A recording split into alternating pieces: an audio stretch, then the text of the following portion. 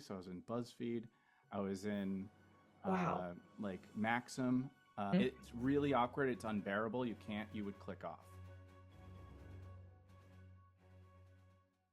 It's like what you're doing. I think it's a really smart avenue to a direction to go with. So it's cool.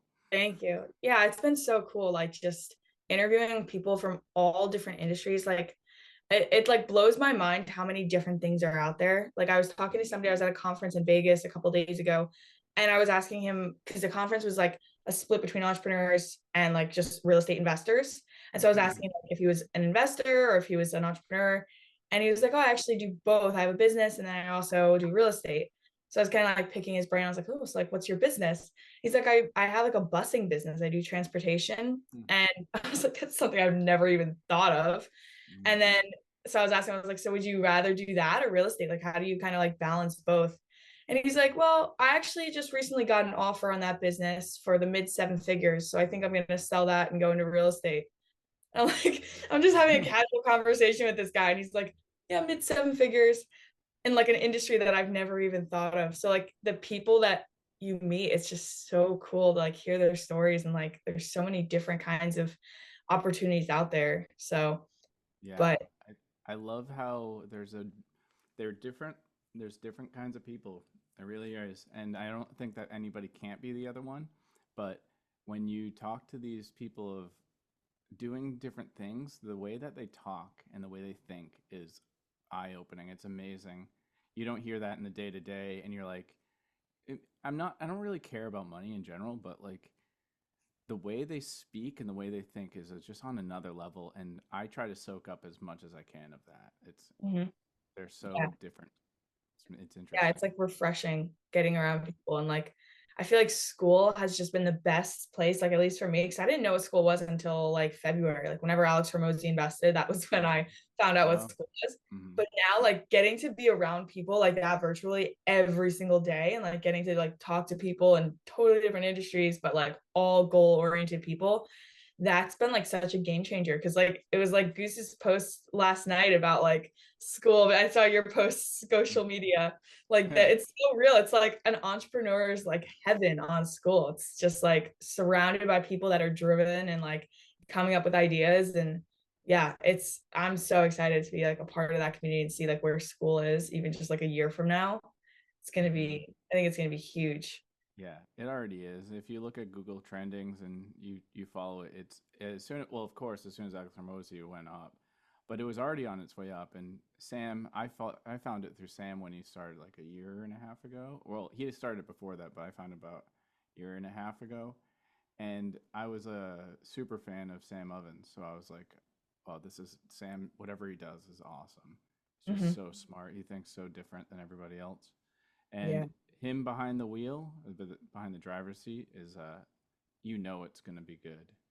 He reminds me of like him and Alex Ramosi have very different personalities, but it's like very similar. It's just like simple. Well, now Alex Ramosi has like a whole production team now, but like starting off like super simple videos, but just like packed with value. And it's like Yeah. just I don't know. It's like I hear some people saying that like it's gonna move back towards these super high production edited videos, but I think there's always gonna be those people where it's just purely like the quality of their message and their content of what they're actually providing. Because Mm. both of them are examples of people that started off with just very simple setups, but they were sharing such good information that it was bound to take off at some point. Mm. So, have you heard me talk about this at all? No, I don't think. Talk about all this stuff. It's crazy. So I have two things to say about that. And so the first one is yes, I also have been predicting that there's going to be a pullback to high production by winter. So I'm like Okay. pretty spot on with like weird predictions like this. Just instincts are really good. Hmm. So I think it's going to be coming back, but the current trend is raw, real, authentic, and good verbal Hmm. quality. And but I think what's going to happen because that's a trend, it has been getting butchered by a lot of people just going on because it's so easy to talk without editing, and there's a lot of talking without saying anything. out there, and I think people are going to get exhausted about wasting their time when nothing of value is actually being done. And you'll see this on Instagram a lot. There's a lot of like fake podcasts and people talk off screen, and you know, and they're not really saying anything. I'm even victim to this too. Like I do it too, but I think people are going to get really tired of it by end of the year, and then the people who have made the high quality, the ones who care about what they put out, they're going to take like the fast lane. So Hmm. for anybody who's doing that raw, I'm suggesting to them that they also do one high quality per month so that their track record is already on the highway by the time that that other trend dies, which it's not going to die. It's just going to shift to a ruthless um, choice in high quality message. And that's the second part, is that quality doesn't always mean camera quality. It can mean the actual message. So higher quality, excuse me, message is high production. Yeah.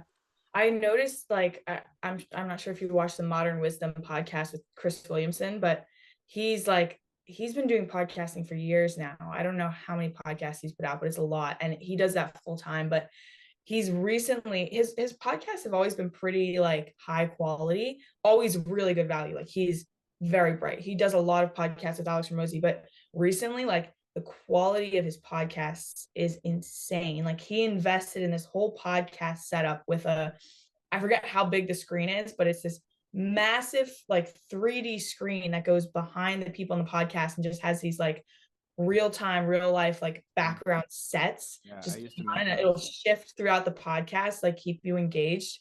Yeah. And like just everything, like the amount of camera angles. I think he does like 6 camera angles or something, and he does it in 4K. And he like it always just has really, really good quality. And gosh knows how much he invests. I think he just invests pretty much everything that he makes back into the podcast. But that's something that I've noticed he's started to do. So I wonder if he's kind of like anticipating the same thing with the higher production quality and people just looking for a better like made podcast, because his podcast is insane. Yeah. So, Yeah. but That whole thing with a whole like room, the green, not green screen, the whole real time effects. I actually studied that. It's called, the software is called Notch as a oh primary. wow. There's also a couple other one, but I actually was doing that and I was programming that, and that's what a lot of musicians use. So Okay. it is pricey. I we did that for we designed I designed Kid Cudi's world tour with that. We did Taylor Swift with that. My friends just did Shakira's new stuff.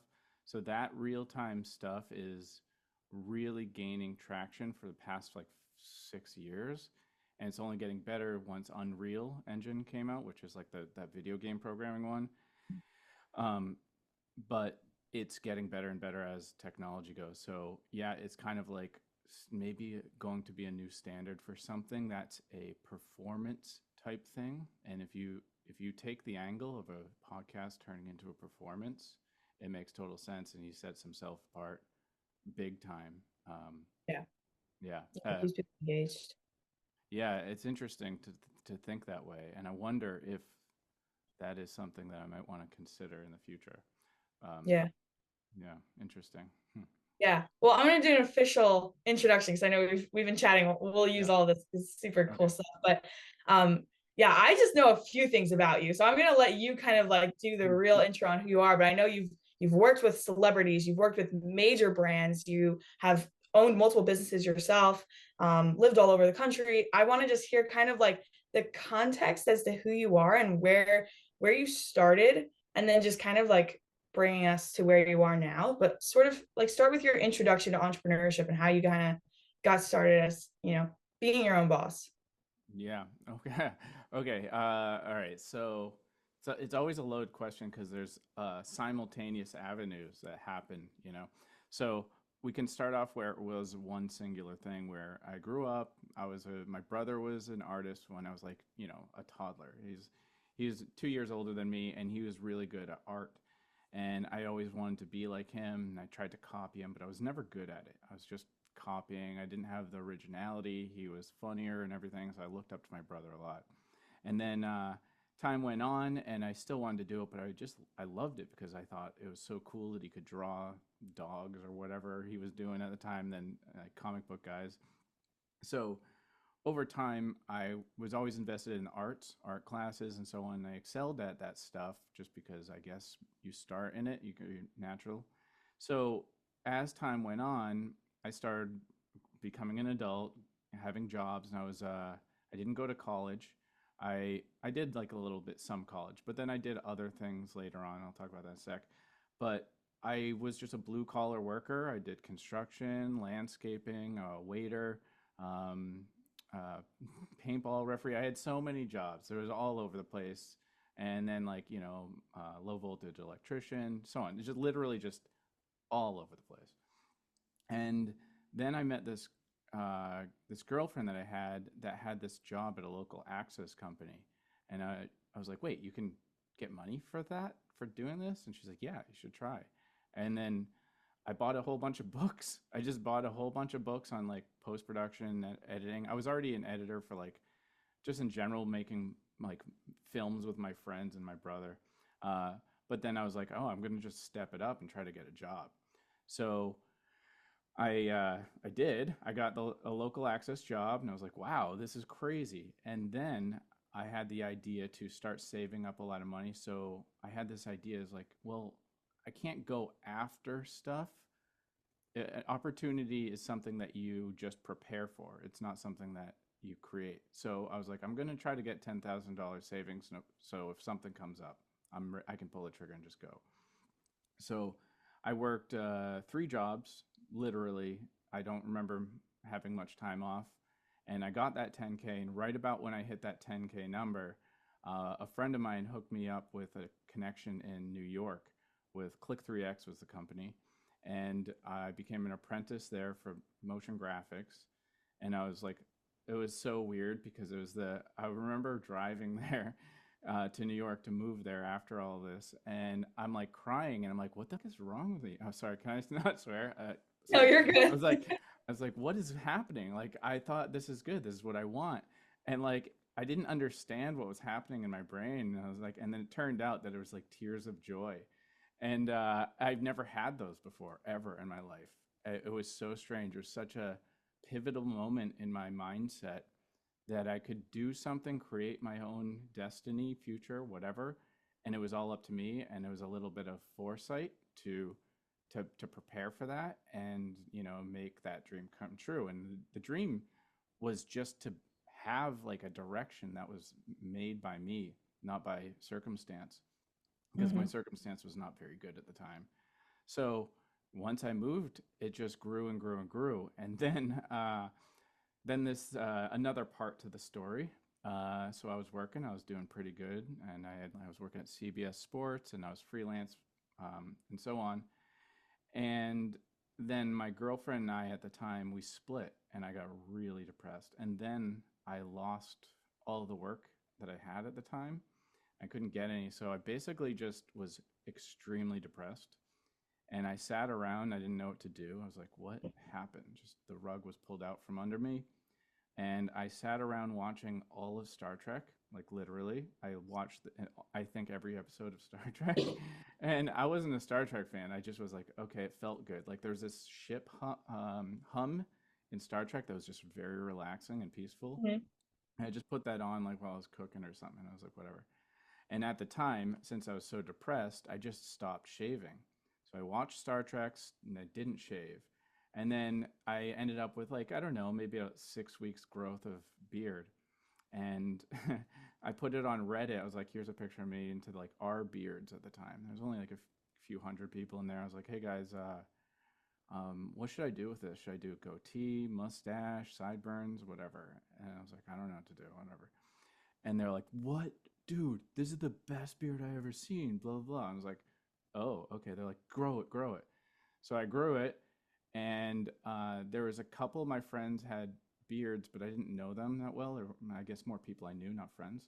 And at that time, this was like 2014, maybe. And there wasn't beards on young men. It was just definitely a primarily older men thing. Mhm. And I grew it, and then all of a sudden, I put it back on Reddit, and they just went nuts. They were like, "This is incredible."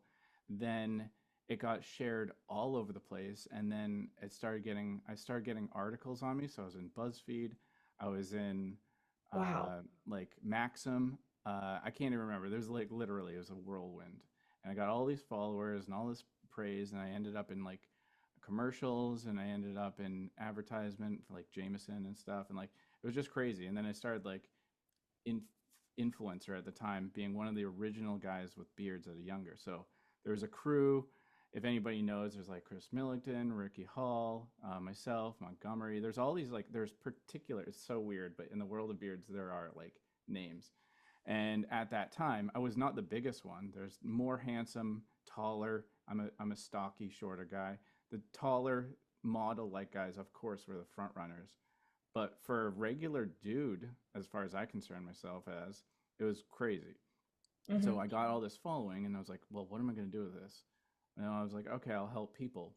And then there was this trend with beards. So it was kind of like, I don't want to say misogynistic, but it was. It was just kind of crappy. There was like people wearing shirts. There was like beards drop panties and beards Hmm. are boobs. And like, I was just like, it's just tacky. I don't really Yeah. necessarily think misogynistic. I just think I'm like, it's just kind of like, it's just not, it's kind of trashy. And Hmm. then this one guy, Eric Banholds from Beard Brand, his message was grow with your beard. Like you grow and you as a human, and this is like an outward expression of dedication and so on. And I was like, I can stand behind that. So I reached out to him and I was like, I really love what you're doing. Can I help you? And he's like, yeah, dude, let's do it. And so I started making videos for him, and then other people like Greg Brzezinski and Carlos Costas, and we all built that to now I think they're like 4 million, 3 million subs on YouTube. Wow. And I worked for them for a while, or and it's funny because I didn't even do it for money. Like I think he's paid me a few times. It was just because I was like, yeah, sounds good. Yeah. They give me stuff to promote, but just because I love them, I love what they stand for, and the product is the best. So Yeah. that happened, and then at some point I was like, I want to do my own thing. Like I'm sick of building theirs, but I didn't know what to do. I have like all this creative abilities, but then people know me for my beard, and like people like consider me in the masculinity field, and I'm like, I don't know what to do. Well, I'll just go with what they want.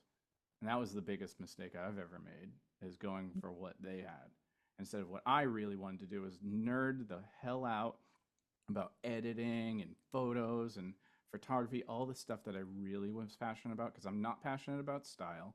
I'm not passionate about beards. None of that stuff that everybody thinks I'm all about. I'm really about creative and creation and growth. So I did that for the whole time, and I only kind of practice every once in a while the my passion and my creation stuff, and people just don't resonate with it. It's also hard to. I want to speak about the advanced stuff, and that's not very loved online. So I struggled with that until I found school, and I was like, all right, so I have two schools. One was masculinity, and then one was creative. And the creative ones came second because the masculinity one wasn't really selling all that well, and like coaching and stuff like that. And then I was like, screw it, I'm just gonna go with it, branding, and then went with that.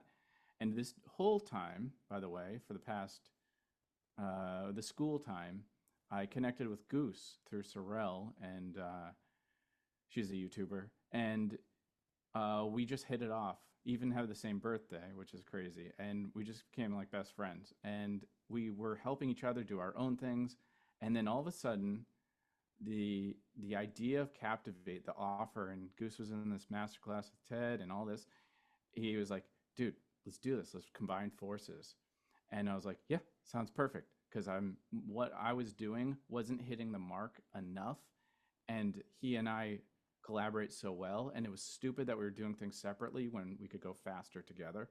Hmm. So we joined forces, and that is Captivate. And our we are such a it's such a good harmony, and we shift, and there's a lot of respect and honor between us as friends, but also as business partners. Hmm. um, and that's where we are here today. And the plans we talk about too, it's just going to get better and better. It's Yeah. amazing what I'm envisioning. The vision I have is scary for it must be the biggest vision I have in mind for my life, and that's really exciting. But I gotta say, there has been a lot of falling down. Mhm. This seems like a smooth path, but I've lost a lot and gained extra weight through the stress, everything. Like it is not easy. Mhm. And the success, I don't look at it as like, yeah, money is going to be good, but my goal is to do the things that I set out to do. And that's how I determine the success, not financial. And I think that's always going to be the driver, and that's been the driver ever since that moment when I left to New York. Like I'm setting out to do something, and then I do it, or if I fail, I don't give up and I persist, and so on. So that's my long So, story, but there's a lot to it. So yeah, no, yeah, it's like people they see like what you guys are doing right now, and I think like myself included, like don't realize all of the work and the journey that went into getting you there. And it's yeah, like something that I hear consistently because now I've interviewed, gosh, I don't know, over 30 very successful entrepreneurs, and I have consistently seen it's like about 10 years at least of a process where they're figuring out what it is that they enjoy. They're figuring out, different business models. Things are failing. They're starting from scratch. Like Goose as well. I did a podcast with Goose, and he had like a very like similar story where he was trying different things. Things failed. Things fell apart. He had to start from scratch, and it's very like inspiring to hear because you see someone that's taken off and is super successful, and you think like they have something you don't have, but in reality they've just done more than you've done. And so like I was interviewing, Daniel, who's 19, and he's very successful, and like I see that I'm like I'm 22, like what, I'm behind. But then like hearing his story, he's been public speaking since he was 9 years old, so it's been 10 years for him also. And it's just super inspiring to hear like that's the journey. Like there's going to be phases where you don't know what you're doing and you have to figure out, and like you said, like actually figuring out what you were interested in as opposed to like just what you thought other people wanted. I think that's huge because that's such like a trap that like I've fallen into too, and just trying to figure out like what does the market want. But I was listening when it's funny because we were talking about Sam Ovens. I was listening to one of his videos like a week ago, and it was all about like finding your passion, finding your interest. And his strategy was like, go into your Google search history, go into your YouTube search history, look at the books you're reading and like your favorite movie. And you're going to be able to find like a common interest amongst all of these things. And then just figure out a way to monetize it because it might be harder at first to figure out how to monetize something that's maybe less traditional or more creative. But long term, it's going to save you a lot of time if you just pursue what's actually interesting to you. Because then, like, while everyone else, like, let's say you're really into music or something, there might be a lot of other people pursuing music because they think there's money in it. But you're going to have an advantage over them if you're pursuing it because you're actually passionate about it, because you're going to be the one that's working 14 hours and is still fired up to get up early the next day and keep working. Whereas they're going to have to drag themselves into the office or wherever it is. And so that's, I think, a really, really good nugget there is just figure out what it is that you actually enjoy and what is it that you've always been interested in. Because it sounds like you've always been into editing. Is that like yeah. fair I've to always say? been into creation, but Mhm. it's a lot. There's a lot. It's a lot of that like very crafty type of things, the things that people don't think of. I like to think a few steps ahead. So you could even say system building. So that passion, like I'm building systems all day and I love it. And like when I get something set up and it makes my life easier, I can't wait to tell somebody. And usually nobody cares or understands. I'm like, I don't care. Well, I'm just gonna keep doing it. But Yeah. yeah, that has a huge factor on like so we spend a lot of time helping people with their offer, and I always like to give them these two questions. One is, what do you do when you procrastinate? Because when you procrastinate, you end up doing something the default, which is something you love. And there's a big indicator to what you should be doing for a living and what your offer should be. So even if you're like, well, all I do is just go on Instagram, it's like, okay, fair enough. That's not bad. You love social media. Do you want to be maybe an influencer? Do you want to do marketing? Do you want to do management? Do you want like art stuff? Like what do you, but it's in there, and that's what you constantly do. So to double down on what Sam Ovens has said is like, yeah, you're going to do it over and over because you love it. And if you can find that thing in that field, which I point people towards procrastination, because you, that's what you do when you try to get away from your problems that you don't want to deal with. So that's one of the things. And then the other one, shoot, what was I gonna say? I forgot. But that's the biggest one. Yeah. There was another one. Damn, what was I thinking?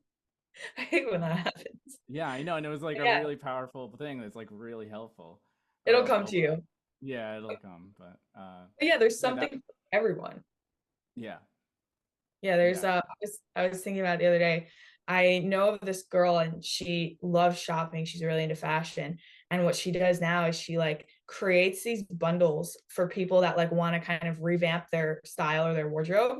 And they'll like send her Pinterest boards and like pictures of styles that they like. And she goes out and she shops for them and she gets them like all the pieces and the accessories and all the little things to like make the outfits come together. And then she just sends it to them and she charges for like the services and then the goods. And it's so cool because like she just loves shopping, so it's something that's very natural for her. She loves style, and I think there's so many things like that.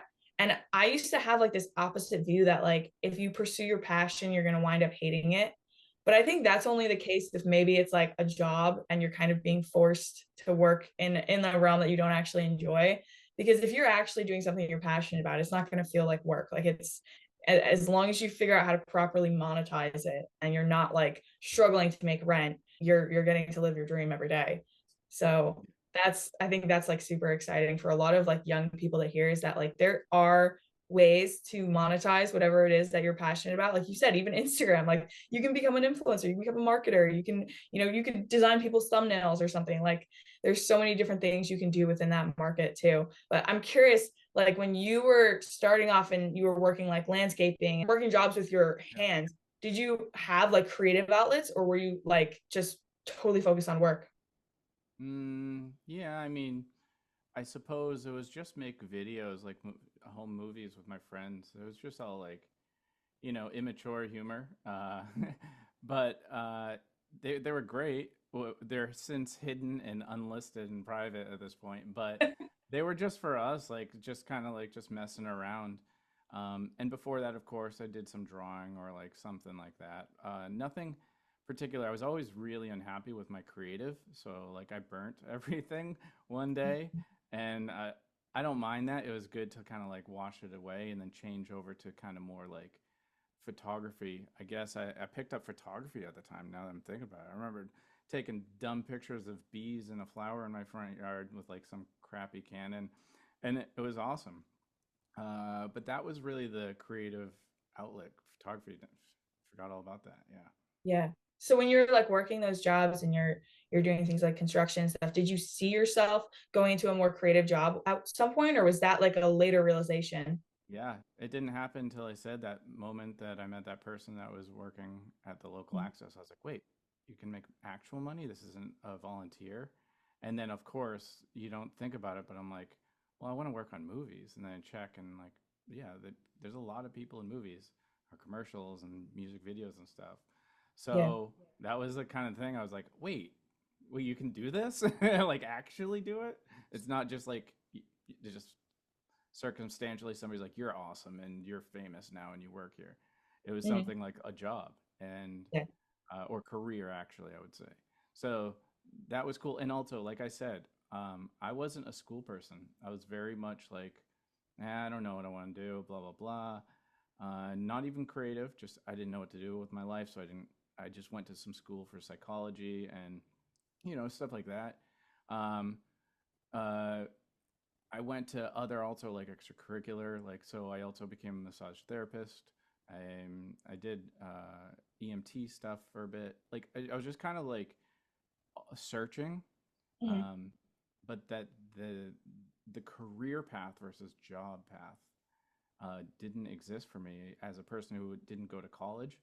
And then yeah, so I'm self-taught, and that was one of the biggest things I push to a lot of people is like, you don't need all that stuff. If you love it enough, now you have YouTube. But I just bought a bunch of books. I just read it. I'm like Goodwill Hunting. That's So cool. yeah.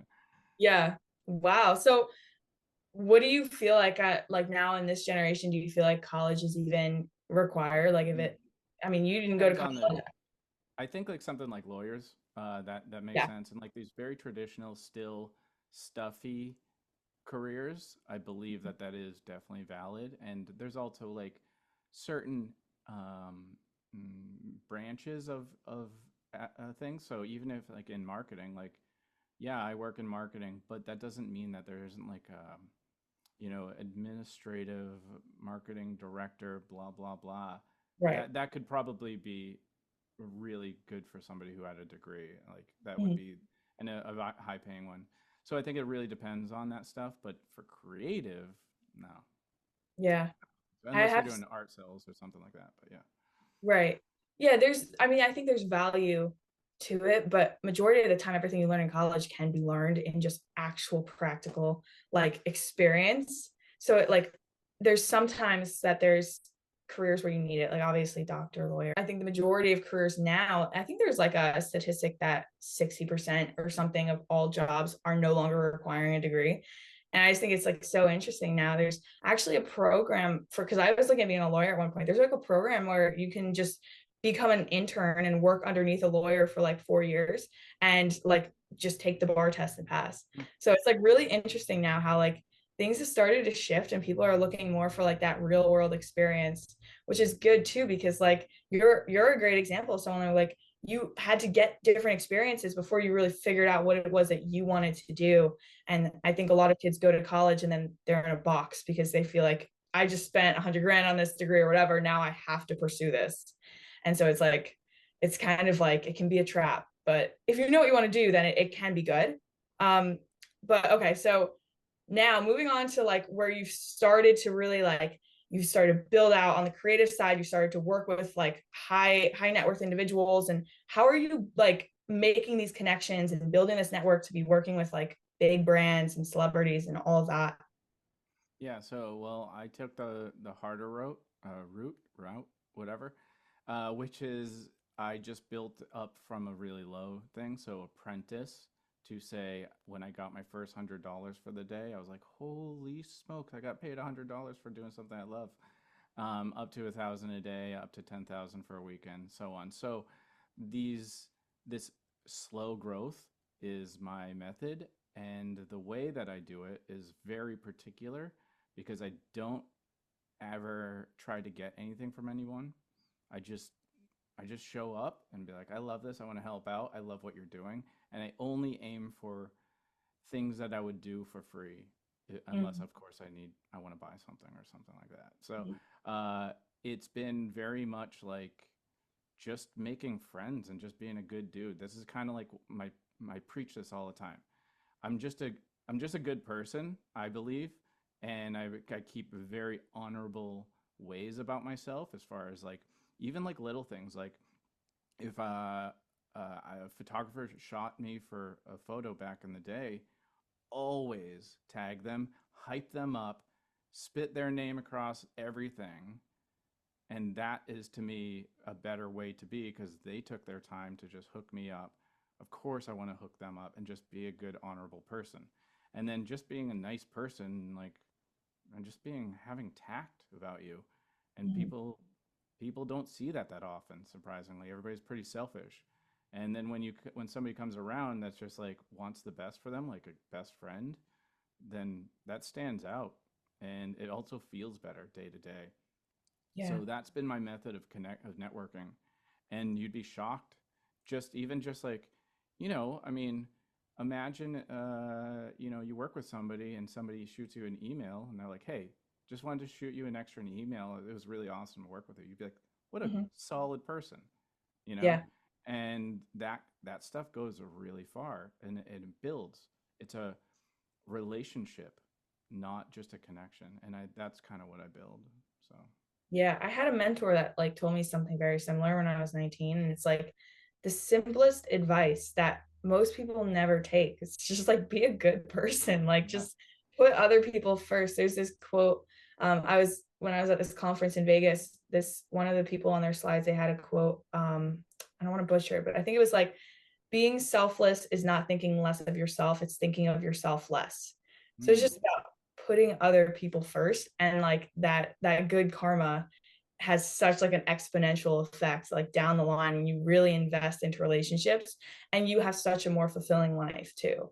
Like it's crazy that like, and because I've been on like both sides of it where I feel like I'm like, okay, I'm just like in this relationship here because I like want to get this or that, and then like relationships where I actually like put everything into it, and I'm like, serving this person, or I'm helping them with events, I'm not like trying to get a dollar out of it.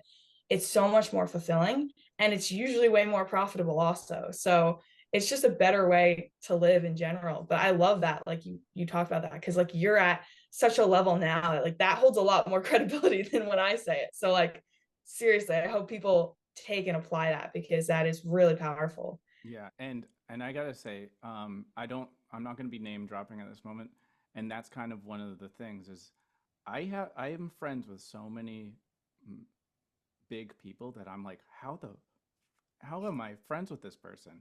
It is incredible, and there's a lot of them, and it's because I treat them like people, not like names. Mm. And I'm not like, oh, let's get a picture. Like, I wish I had pictures with everybody that I'm friends with, but I don't. And it's kind of a like, I wish so I could capitalize on that and make more money and build my network. But it doesn't matter because I'm the one that treats them like a person, not like a celebrity. Yeah. And it's really wild what kind of network you have, and you will actually start to see these people and hear from them because I will be starting a podcast with all of them. Okay. They'll all be guests, and I'm reaching out to Oh them. yeah. It's an incredible list. It's so good. It's People going are to gonna be be like, such where an did this exciting. guy come from? Yeah, yeah, exactly. Yeah, so it'll be really cool because just like well, it's different than your podcast, but it's similar in certain ways where it's going to be a conversation with my friends that's recorded and shared. That's kind Yeah. of that's kind of how it is, but the type of person is the same person that you might have, so you might end up connecting to the people I have on through me and so on, and that's Yeah. awesome. So Yeah. yeah. That's exciting. So are you doing like, is your strategy with the podcast to do like in person or virtual or a mix of both? I'm going to do virtual to get it going because I want to get that momentum. And then once things settle down, then I would love to travel. That would be cool. But I have found this thing called Riverside FM. Have you heard of that? Oh yeah. Yeah. Yeah. I just signed up for that. So I'm testing that out. And I think it's actually pretty incredible for remote podcasts. So Yeah. It can like edit pretty much the whole podcast for you, right? it's it's really good, but it also records video differently. So it does a stream, so you can stream at the same time, whatever. But your camera and my camera would be recording the high quality, and then it puts it together at the end automatically and replaces the shitty video. That's epic. Yeah, Wow. so Yeah. that's Yeah. the thing. That's what Zoom is missing. Yeah, It was yeah. like, I would look into Riverside. yeah. It seems like it's going to be a perfect solution for that. But yeah, Yeah. eventually, it would be in person. That would be awesome. Yeah. No, that's super cool. That's something I've been thinking about a lot recently, because I've done almost exclusively virtual podcasts in the last couple months, which before that I was doing all in person. So now it's like it's shifted a little bit. But then when I went to Vegas and I interviewed Ted and I interviewed Daniel, like the quality and just like editing those podcasts was so much more fun, like seeing the interaction live. And so it got me thinking, I'm like, I really think I want to go completely to like live podcasts and just invest in like either studios or, like get an office or something. But it's just because it's different. But I think if also you increase the quality of the virtual, that's another thing that like a lot of the Zoom podcasts aren't the same quality, which I know like right now people don't care a ton about, but it does make a difference if the video quality is not there and the audio quality is, kind of mid, then it's just less fun to watch. So I actually recently, yesterday I ordered a Sony camera that's like, you can use it on your computer. You can take it off and use it as just a regular camera, but I'm hoping that's better because I had invested in a Canon 80D and it's so bad. Like I thought it was supposed to be really good. I literally got it because Graham Stephan, do you know who that is? Mm-hmm. Mm-hmm. Graham Stephan said he used this camera to this day, he still uses it. And I like set it up. I was so excited. I set that camera up and then I set up 2 phones because I wanted to have like a couple The angles. Ted Car setup. Yeah. Yeah. And I was like comparing the quality in my iPhones, both of them. I have an 11 and I have a 14. Both of them were better than the Canon 80D. I was like, what the heck is it? So I'm selling it now because I'm like, that's a waste of money. And this Sony camera, forget the exact title of it, but it was like about the same price as a Canon and it's supposed to be way better. So Daniel actually told me about that. He was like, get it. It's really, really good. So Yes. yeah, The that's the another investment. video quality is one thing for sure, but on a long enough timeline, the most important thing, 80% of video is audio, and Mm, especially for podcast. And the you want to think about it this way. So if we're watching, my camera looks nice, and I'm going to pretend as if my mic shuts off and I'm talking, and hmm. it's really awkward. It's unbearable. You would click off. Yeah. But if all of a sudden, for instance, I'm talking and the video shuts off, it's still Mhm. fine. You can still follow along. It's more important to have the audio at Wow. being there. So if you double down on making really nice audio, it fixes all of it. You could be a muddy mess in video, and if that audio is crisp, that is what's great. Okay. And you just want it close, so it's a proximity effect. You can have the cheapest mic, and it sounds good. You can even use your Yeah. phone half the time. Really? What Yeah, so so what the microphones I've heard like a few people recommend like the Rode microphones. I currently have a Hollyland, but I usually only use that if I'm like actually setting up a podcast. But maybe I should be using that for like I all of highly recommend a microphone near your face and where we're speaking. Uh, it is going to change literally how it feels in every single way to the to listener. You think about it as like bad audio is exhausting on the ears. It Mhm. actually becomes hard to listen to. Um, and like I'm big on like not being a gearhead, although I love it. Like this is $1,000 microphone, but that's because I love this stuff. But Yeah. half of the time, I actually use this $70 Rode Go 2, something like that. It's this little shotgun mic, and Hmm. you just keep it near you, and it's totally good.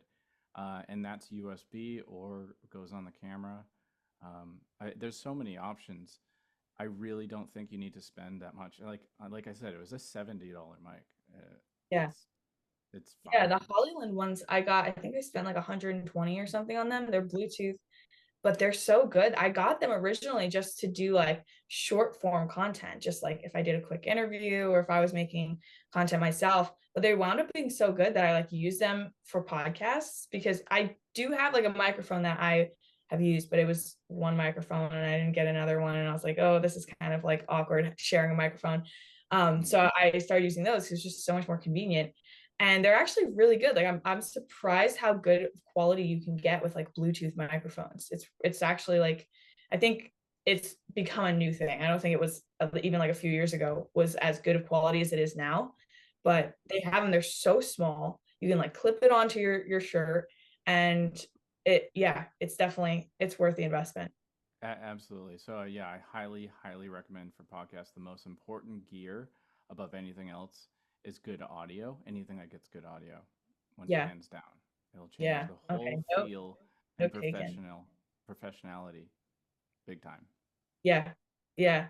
Super cool. Well, the question moving forward, I want to just know like what is sort of your game plan? Like where do you see yourself going full time into podcasting? Do you like want to obviously you love building systems, so I'm sure that'll be a component. Where's kind of like the direction that you see yourself in the next kind of 5 years going? Yeah, it's a good question. There's a little bit of a plan. Some of it's big with Captivate, and then some personal stuff. So here's kind of an overview of where my head's at right now, but it's forming the plan. I'm currently building that. But where do I start? All right, so here's one thing about me that, like I said, I have like this instinct of like the future.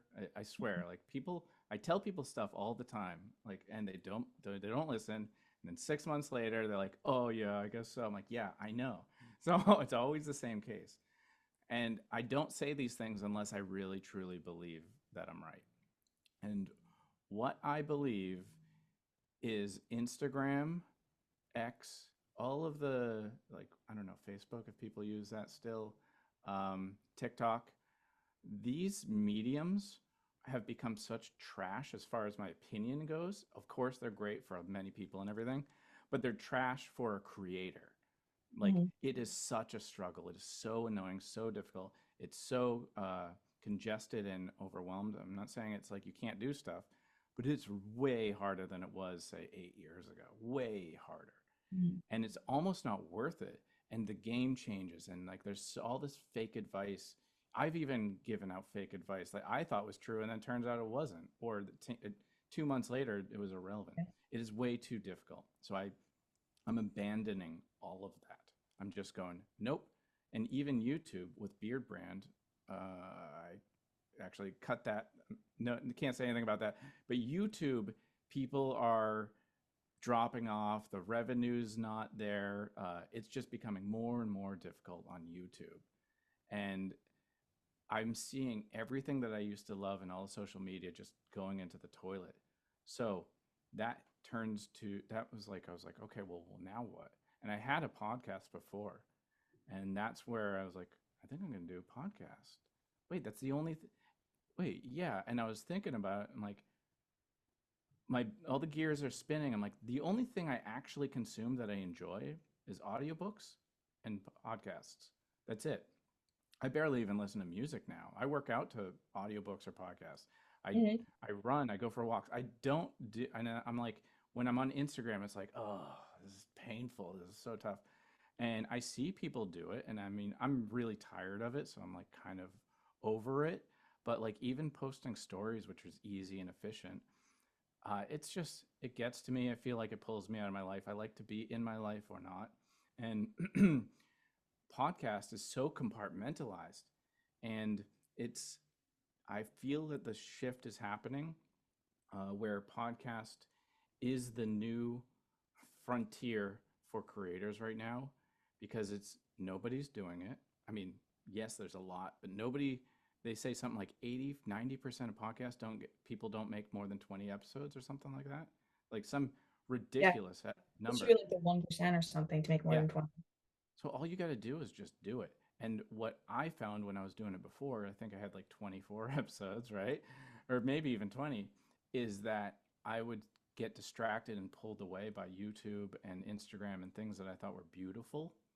So I'm shifting from beauty to something that's intelligent, that is forward facing, that is crafted. And podcast to me is this thing that is very, very interesting. I enjoy consuming it, so I'm going to enjoy creating it, and it's also part of my life that builds relationships. It puts my friends on the front line. I literally can just let them talk like I am in your world, and it's all about them, and that's friggin' awesome. But it's also what I'm doing. There's so many things I could talk about with podcasts. So the Yeah. podcast is going to be major for me, and uh, I I also am not sure exactly how we're going to tie it into Captivate. Like it might be like sometimes team, sometimes me. I don't know.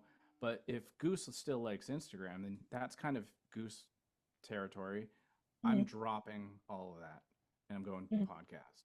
So there's variables I'm not sure of. And then, yeah, well, I'll post it on YouTube or whatever. But I'm not concerned with it anymore. It's just school and podcasts. And I see You're that as, completely you're completely dropping Instagram because you have like 30K followers on there, right? yeah, and it goes down literally every time I post because Really?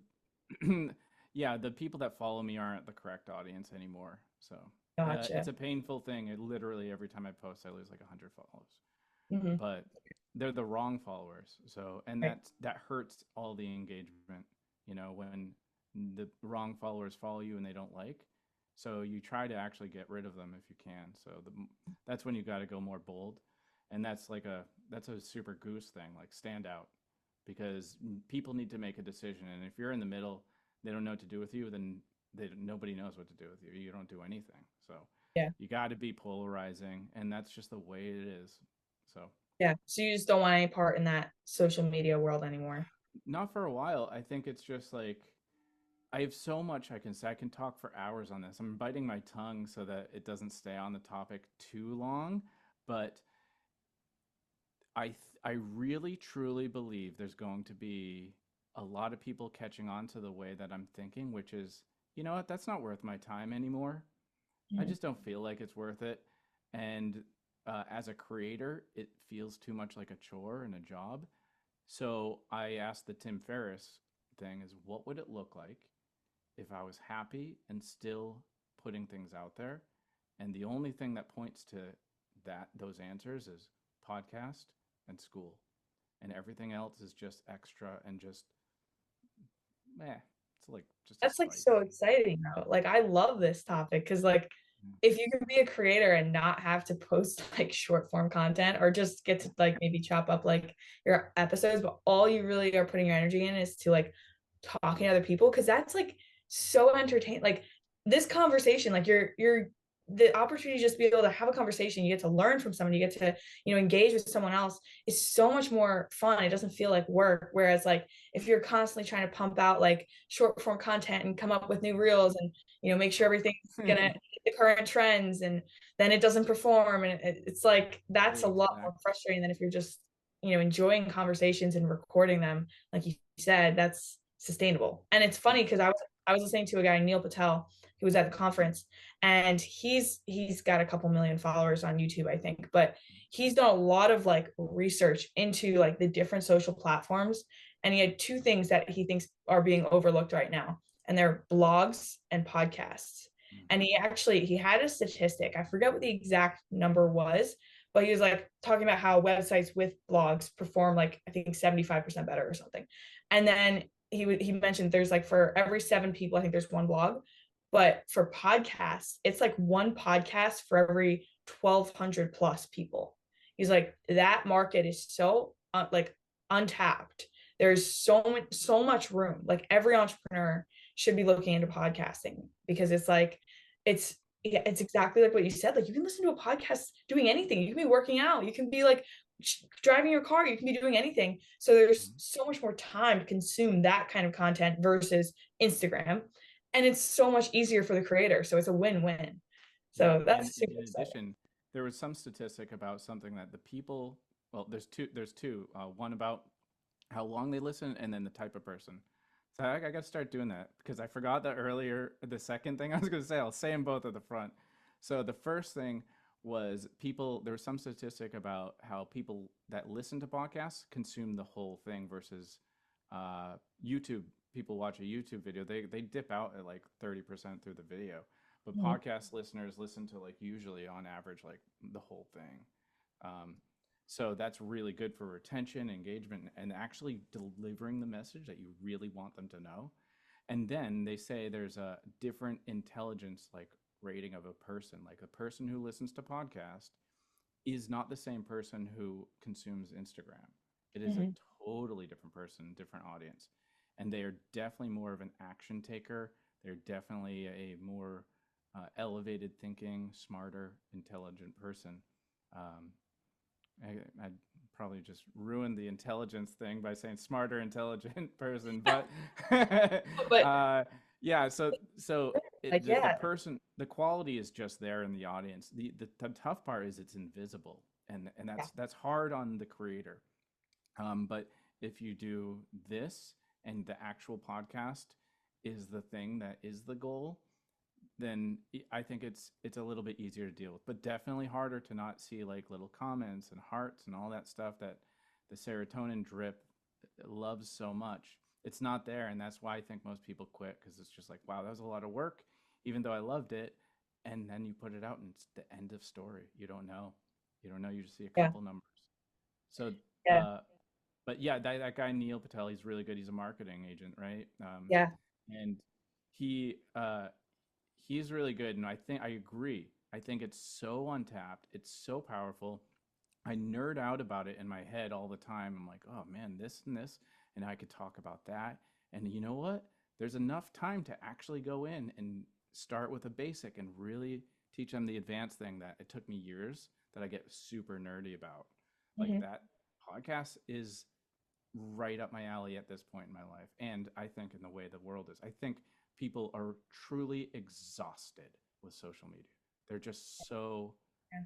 dead inside, whether it's, You're going to continue, I think, like intelligent people are going to continue to feel more and more disassociated with their online presence on an app like Instagram, because I think it's just going to become polarized with the kind of people that are on Instagram versus the people that are, pursuing their education. They don't have time for that. Like Mhm. and then also, even if your audience is smaller with a podcast, like let's say you have 10,000 subscribers to the podcast versus 30,000 on Instagram, but they're actually people that like feel like they have a relationship with you because they're listening to the whole podcast, they're learning, they're on the same like trajectory. Those are people that are going to, if you're selling a product, they're going to be the ones that purchase, not the 30K. Like it's so funny how people like they assume that if you have a massive audience, like Hamza was talking about this, like you can have 2 million followers, but they're not clicking on his videos recently because they don't actually care about like success and business. They're 13-year-old kids. Like, and it's really funny how like that, I think for me has been a really big realization. You look at a big audience and you assume that's something you can monetize, that's something that's going to be successful no matter what you post, but they're there because of whatever video they clicked on. If your content changes and you're no longer making that content that they originally clicked on, they're not interested anymore. So it doesn't really matter what the subscriber count is. It's become much more about just like who's engaged with like the content you're posting now. And Mhm. yeah, especially when it You, comes to monetization, because they're not going to buy from you if they're 13 years old. I have a, yeah, I know well enough because, like I said, I have school masculinity, so I know Hamza's audience is the same as mine at some point.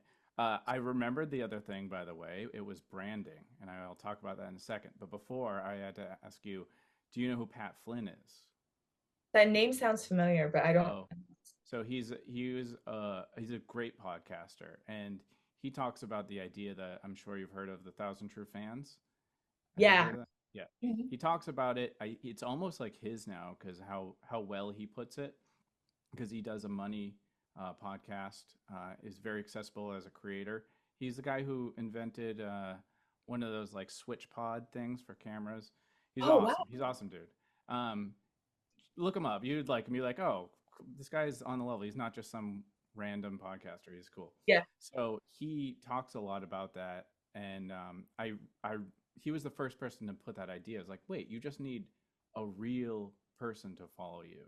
You need a true fan, and then back to the branding. Well, I can't remember everything I was thinking before, but branding is this idea of being the the most important part of it. So people don't buy from things or companies anymore, especially they didn't before, but they do buy from people and they buy from a brand, like a personal brand. So I'm trying to recall like little of the details of what we were talking about that made me think of it, but I had this uh, kind of this like visual to help you understand why personal branding is so important and why building celebrity in a podcast or YouTube matters so much. And like just play along with me so that the story goes, you'll kind of predict what I'm going to say. So there is two let's say I'm a guy, I'm a dad or something. I'm like at a barbecue and I'm like, oh yeah, I'm gonna my kid, whatever. We got to start getting a babysitter, and I'm like, yeah, it's there's this woman from London, got her application. I'm here in the States. Nobody knows her, but she has perfect resume. She's been doing this for 32 years. All the reviews, testimonials are solid. It's really, really good. She's like perfect, and I'm like flipping burgers or something, and my neighbor's like hearing it, and he's like, "Oh, dude, well, my daughter is looking to babysit, right? She's free on weekends and like Thursdays or something. Who am I going to hire? Am I going to hire the person that nobody knows from London who's perfect for 32 years, or my neighbor's daughter?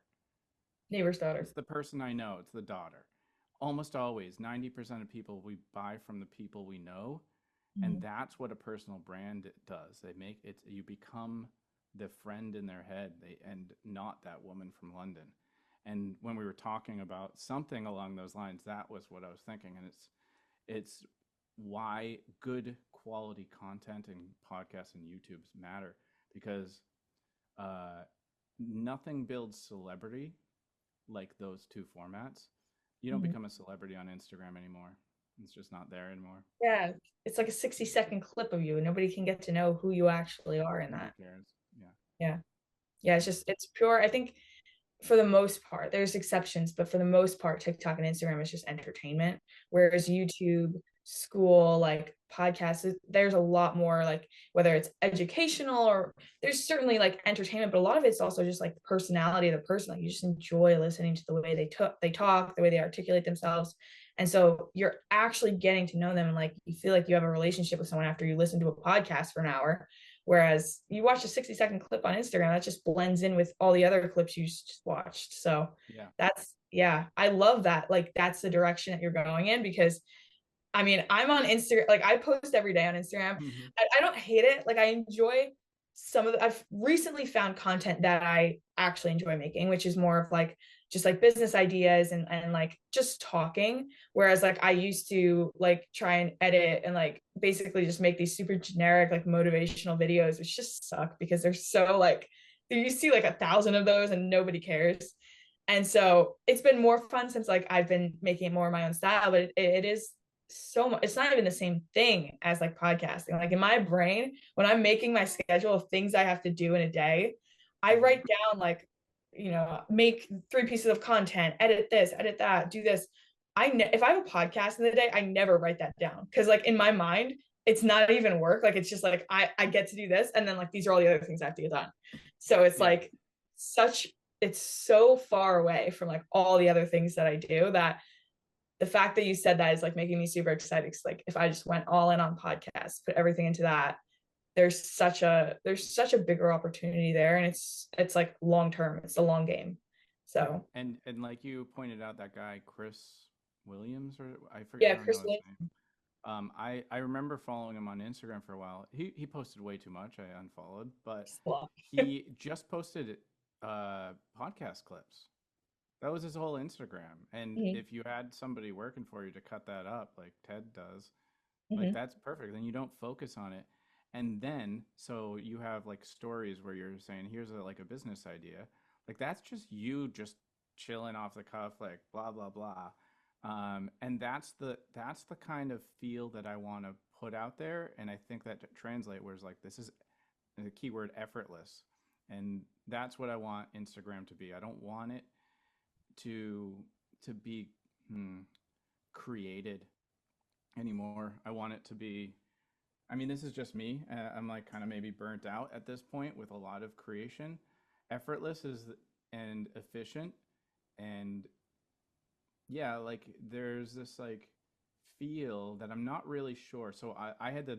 If you look at my past like 20 videos, they're all the same garbage motivational. Here's what you do. Blah blah blah. And I'm just kind of like, it doesn't feel right. It never did. So I batched all a bunch and I put them out there in a scheduler. And I was like, don't care. And I don't care. Other people don't care. There's something new on the horizon. There's something that I will care about.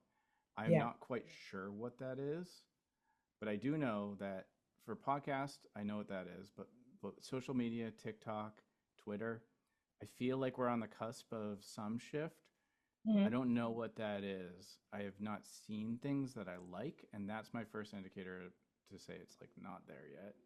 I don't. Yeah. I actually don't like anything on Instagram except for maybe cute videos I send my girlfriend. That's that's about it. So Yeah. yeah. I've found that like a lot of people too, like Alex Hermosi and Layla, I follow them and I always hear them talk about like people ask them like what kind of content do you consume to inspire you? They don't consume any content. They don't Mm, watch anything. They don't listen to any podcasts. And I mm, find that really interesting because I think it's so easy to get caught up in like, oh, what's trending? Okay, like let me use this audio or let me do this or that and like try and cater to like the trend of the week, which is like constantly changing, like you said. And if you're just if you just stop consuming content and you only create it, I think that's a much more natural way, because you're only going to create things that you just had a spark of creativity and wanted to create, as opposed to trying and cater to what you think other people want, which, like, at the end of the day, then you just look like everyone else and you don't have your unique angle. Yeah, So I really like that. I'm gonna quote you on that. That's really good. yeah. I think that's the way to think about it. Yeah. Yeah, for sure. Yeah, then Yeah, it's organic. yeah. But yeah, that's I'm taking your advice on the podcasting and also the, like, the quality, because I mean, I know you know what you're talking about. So that's like, and it's super exciting too. I, Like I I'm gonna double down on that excitement because I was literally talking about this like 2 days ago. Mhm. So, and here's a mindset shift. This is kind of like I'm assuming you might be able to tap into it.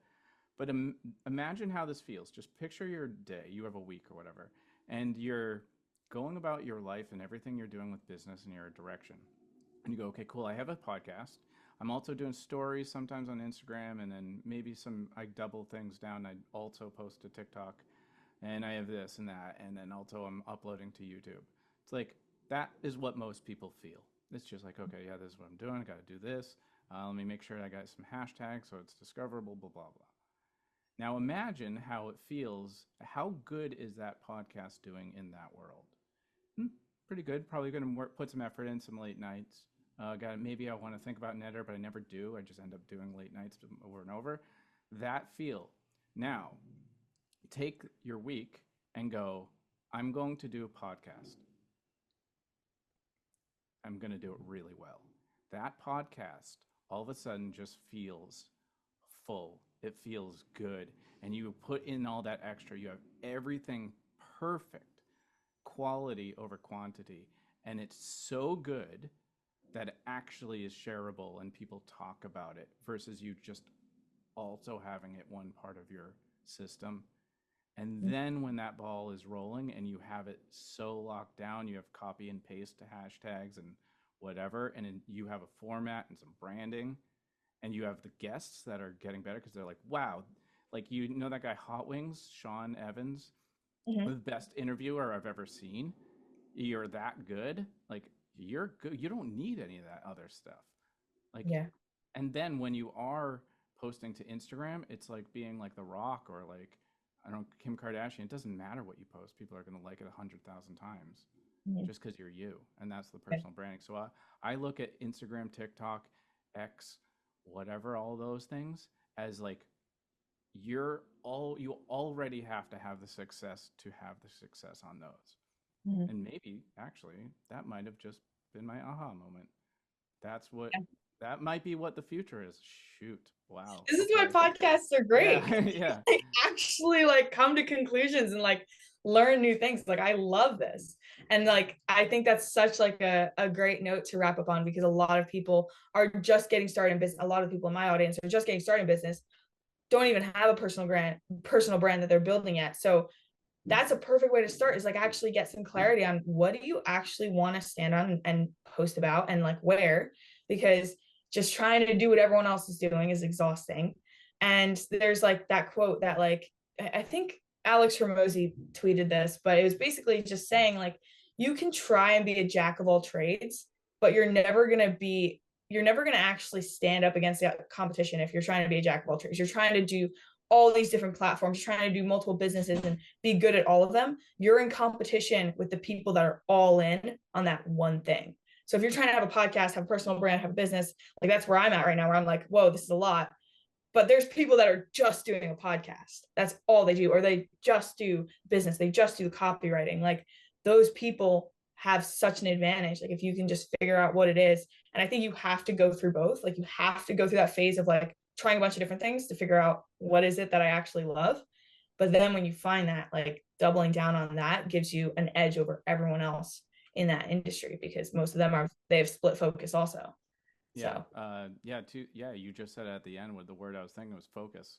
mhm. It, I mean, you hear like Charlie Morgan or Alex Hormozy or I don't know all those smart people. They're like, oh, who is it? Warren Buffett. He's like, Yeah. and Bill Gates got together or something. Like the number one thing that made them successful was focus or some.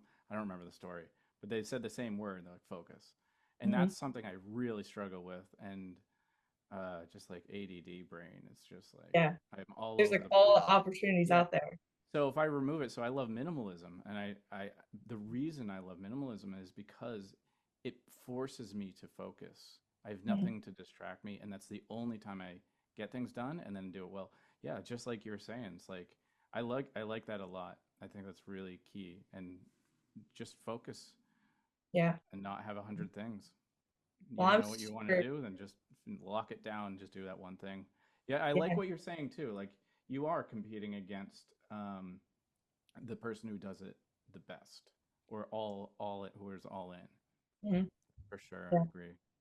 Yeah, because like those are the people that are really getting good at something. Like you got to be like a Michael Jordan with it. Like that's your whole life. And Yeah, I mean, assuming you want to be really good at it. Some people they just want to have it as like a hobby. But if you want that to be your full time thing, you got to go all in. And that's like the consistent trend that I've seen with like the entrepreneurs that I've interviewed is they seem like the storyline is they try a bunch of different things. They find the one thing, they go all in on that. And then once that's scaled, once they've spent like 5-10 years getting really good at that, then they can start to broaden their niche or start to kind of bring in some side projects. But generally, they have one main focus, and that is why they are so good at it. yeah. So All my I think, failures of all of there's so many failures. I've failed so much. I fail every day, and they're all because I'm distracted or I just change my mind or I can't commit or something like that. I only have succeeded when it's been the thing that like is relentless. It's all wow, that's powerful. in. Mm. But yeah, well, I'm excited to, Yeah. as your podcast comes out, I'm excited to see this because Yeah. it's going to be epic. And then also, we'll have to do like a follow up episode, maybe like a year from now or Yeah. something, just Yeah. like once everything's rolling, because I want to follow up on like all the things we just predicted. And then Hmm. also like where our podcasts are at. Like, I think that's going to be super cool to see. But thank you so much for like sharing your wisdom and your story and your perspective. There's so much value. I'm like excited to go through and like edit this podcast just so I can rewatch it and like take notes. Oh, that's It's like awesome. this is gold. But yeah, thank you so much for your time. This is awesome. No, thank you. It's always really exciting to be on a podcast, and also it just fires me up. And like just being on this was kind of a launch pad for me to be like, actually, I'm ready. I'm ready now. So a big thank you to you as well, and I'll have to have you on it as soon as you Heck agree to yeah. that. Yeah. Yeah, that'd be So super cool. yeah. Yeah, no, for sure. This has probably been one of the most like educational podcasts where I'm like, because it's stuff that like we're actually both doing. Like I'm always Hmm. learning on podcasts, but like when it's something you're like, oh, this is like directly applicable to what I'm doing right now in my life. That's super exciting. But yeah, Yeah. Yeah. we'll have to do a follow-up podcast. I would love to be on your podcast. It'd be super cool just to see where we're both at, even just like in a few months from now. Yeah. Yeah. I'm excited. Awesome. Thank you.